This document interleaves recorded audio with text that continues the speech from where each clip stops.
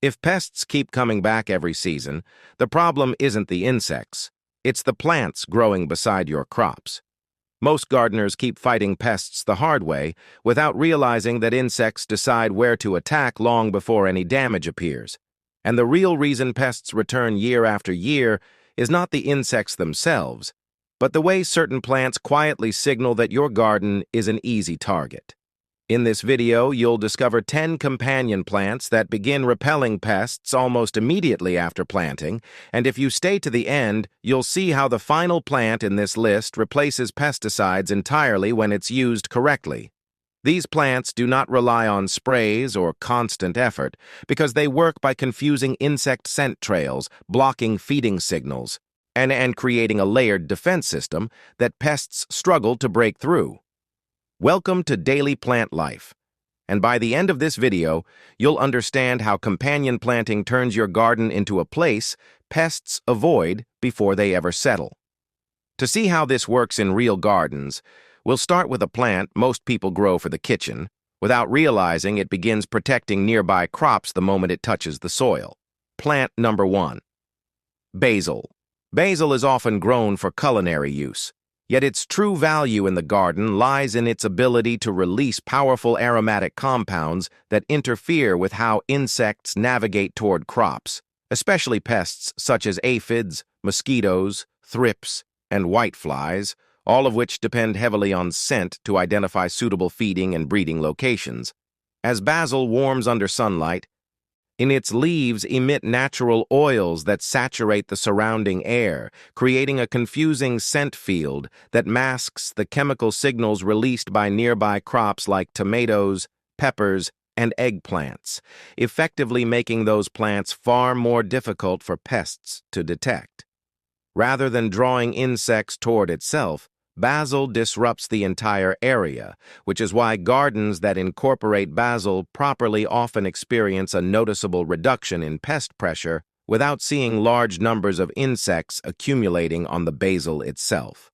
For basil to remain effective, however, it must stay in active growth, because once the plant begins to flower heavily, the concentration of defensive oils declines, which is why experienced gardeners regularly pinch flower buds to keep the plant focused on leaf production rather than reproduction. Placement also determines success, as basil planted too far from target crops will fail to provide adequate scent coverage, while basil crowded too closely will compete for nutrients and airflow, reducing both growth and defensive strength. Meaning the most effective approach is deliberate spacing that allows its aroma to blend naturally with surrounding plants. When basil is used this way, it does not simply repel pests temporarily, but instead creates a persistent layer of confusion that begins working almost immediately after planting. While basil works primarily through the air, the next companion plant operates beneath the soil, defending crops at a level most gardeners never see. Plant number 2. Marigolds are often dismissed as decorative plants. Yet their real strength lies in the complex chemical interactions that occur between their roots and the surrounding soil, where they release compounds that are toxic to nematodes and other microscopic pests responsible for long-term damage to vegetable crops. These underground pests attack plant roots quietly and continuously, weakening crops over time and reducing nutrient uptake, often long before any visible symptoms appear above ground, which is why marigolds are frequently used as a preventive measure rather than a reactionary one. When marigolds are planted near vulnerable crops, the soil itself becomes an inhospitable environment for root-feeding organisms, dramatically reducing their population and preventing future infestations from establishing. Above the soil line, marigolds add an additional layer of protection through their strong scent and vivid coloration, both of which disrupt the behavior of beetles, aphids, and caterpillars such as tomato hornworms, which rely on a combination of smell and visual cues to identify host plants. However, marigolds are most effective when planted intentionally and in sufficient numbers, because a single plant provides only minimal protection, while grouped plantings along borders, between rows, or throughout garden beds create a continuous defensive presence that pests are reluctant to cross. This is why many commercial growers and experienced gardeners plant marigolds weeks before introducing vegetables, allowing time for the soil chemistry to shift and for defensive compounds to build up, creating a protective foundation that remains active throughout the growing season. While marigolds work by altering soil and visual signals, the next plant repels pests so aggressively that it must be used with restraint.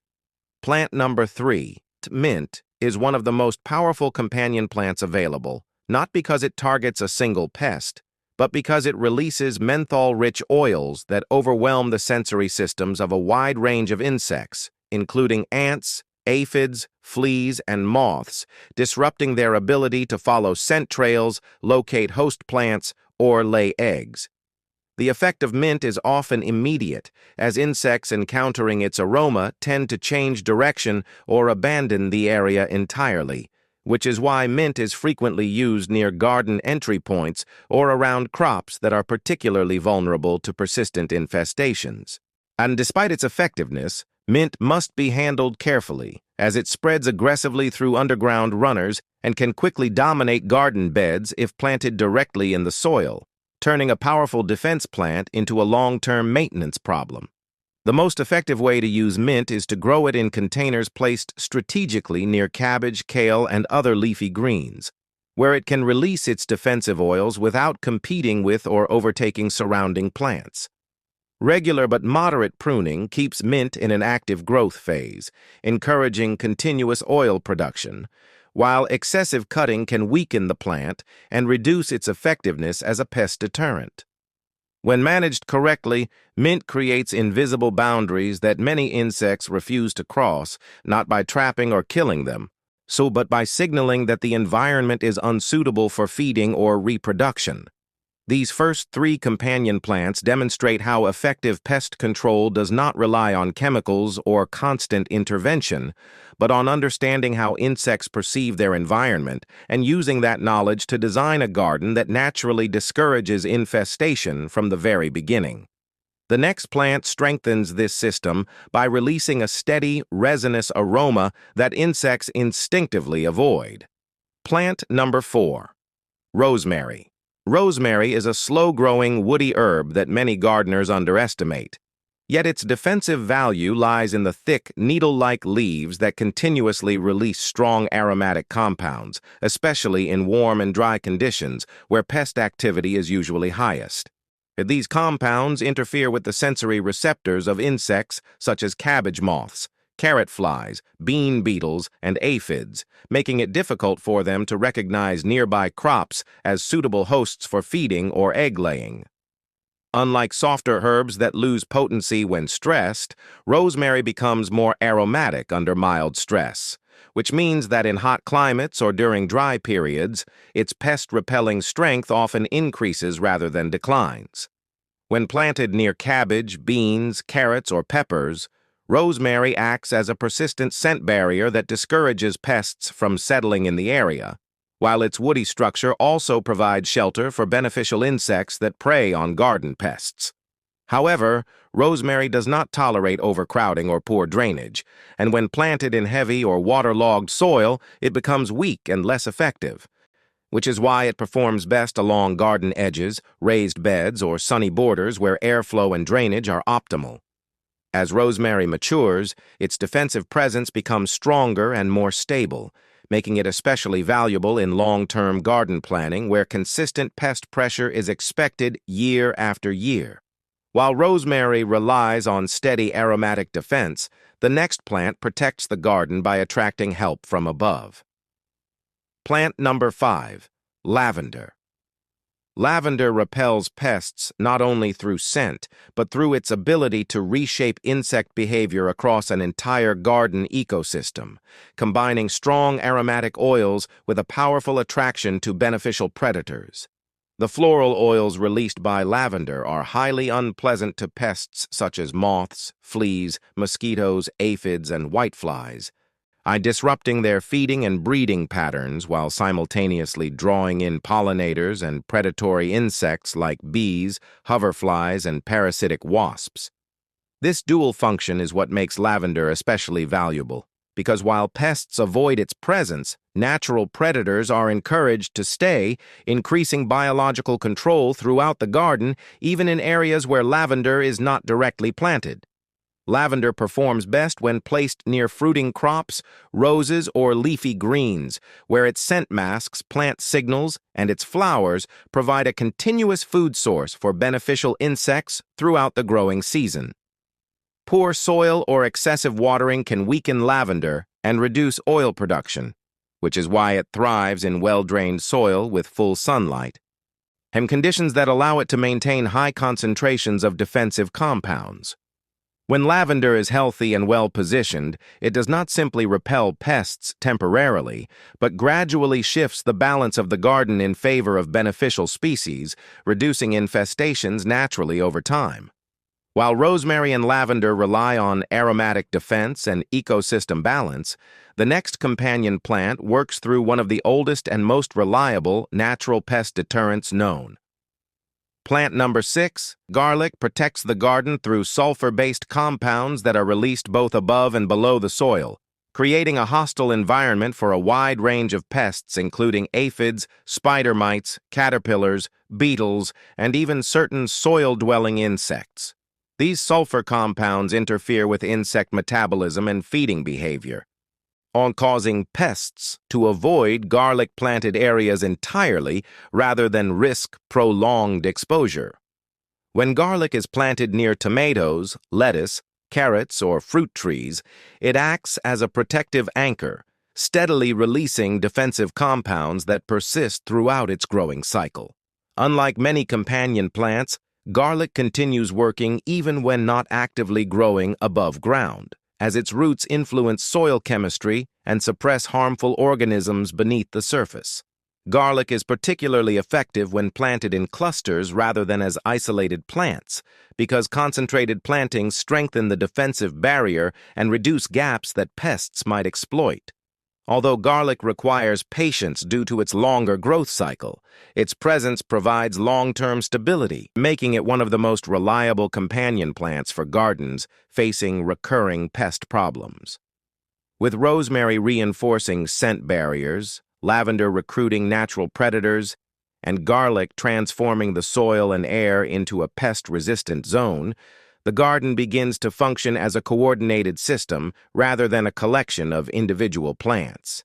And yet, the most deceptive companion plants are still ahead, because the next group does not merely repel pests directly, but manipulates their behavior in ways that protect crops without the insects ever realizing what happened.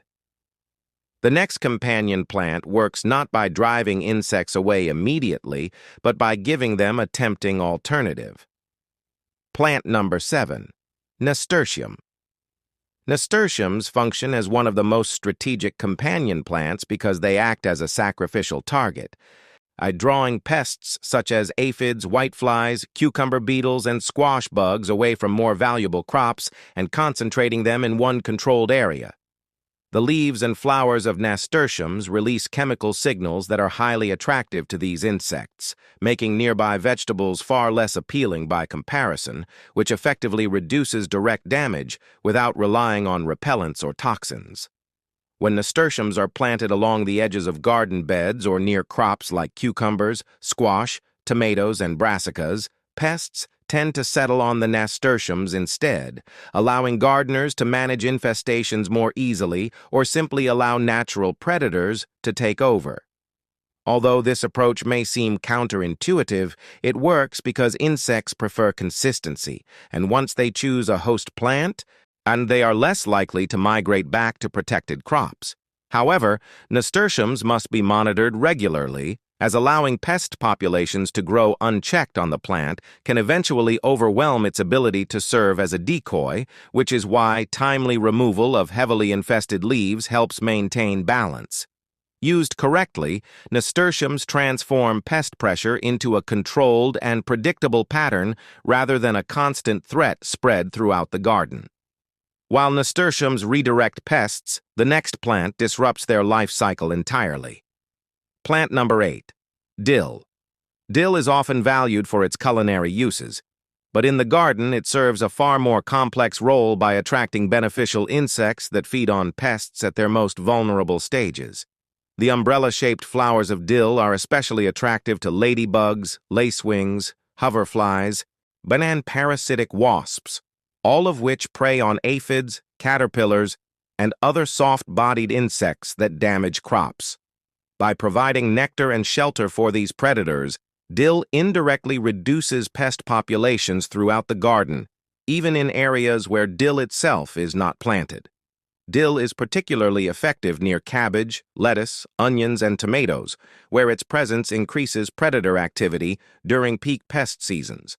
However, dill must be allowed to flower in order to perform this function, as frequent harvesting before flowering limits its ability to attract beneficial insects. When dill is integrated thoughtfully, it does not repel pests through scent or toxicity, but by shifting the ecological balance so that pests are consumed before they can cause widespread damage. As beneficial insects establish themselves, the garden becomes increasingly resilient, and the next plant strengthens this resilience by working both above and below the soil. Plant number 9. Chives. Chives release sulfur-based compounds similar to garlic, though at lower concentrations, which makes them particularly useful for protecting delicate crops that might be sensitive to stronger deterrents. These compounds help repel aphids, Japanese beetles, carrot flies, and mites, while also reducing the likelihood of fungal diseases that often accompany pest infestations. When planted near carrots, tomatoes, strawberries, and roses, chives provide a steady, gentle layer of defense that supports overall plant health rather than overwhelming the surrounding environment. Allowing chives to flower increases their value even further, as the blossoms attract pollinators and beneficial insects that contribute to long-term pest control. Because chives are relatively low maintenance and non-invasive, they are ideal for filling gaps between crops where stronger companion plants might compete too aggressively. Over time, chives help stabilize garden conditions, making pest outbreaks less frequent and less severe. The final plant in this list is one of the most powerful natural pest deterrents known, yet it is often overlooked or misunderstood. Plant number 10. Chrysanthemum. Chrysanthemums contain naturally occurring compounds called pyrethrins, which are so effective at disrupting insect nervous systems that they are used as the basis for many commercial insecticides. Unlike synthetic chemicals, these compounds are released gradually by the living plant, creating a localized defensive effect that deters pests such as ants, beetles, ticks, mites, and roaches without contaminating the surrounding environment. When chrysanthemums are planted around garden borders or near entry points, they form a natural barrier that many insects refuse to cross. However, their effectiveness depends on proper placement and timing, as young plants produce fewer defensive compounds than mature ones, which means chrysanthemums are most effective as part of a long-term garden strategy rather than a last-minute solution. Because pyrethrins can also affect beneficial insects if overused, chrysanthemums should be planted selectively rather than throughout the entire garden, allowing their defensive power to be focused where it is most needed.